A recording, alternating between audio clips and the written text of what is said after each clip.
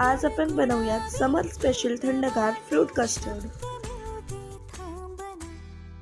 सर्वात आधी कस्टर्डचे मिश्रण तयार करण्यासाठी कस्टर्ड पावडर आणि दूध घालून चांगलं मिक्स करून घेऊया। आता एका भांड्यात दूध घेऊन त्यात साखर आणि तयार केलेलं मिश्रण ॲड करून चांगलं उकळून घेऊयात।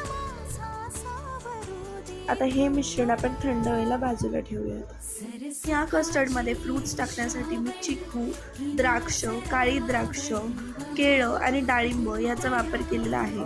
तुम्ही तुमच्या आवडीनुसार कुठलेही फ्रूट्स वापरू शकता। आता तयार केलेल्या कस्टर्डमध्ये मी फ्रूट्स टाकून थोडेसे ड्रायफ्रूट्स टाकून चांगलं मिक्स करून घेतलं। तयार आहे आपलं हे थंडगार समर स्पेशल फ्रूट कस्टर्ड।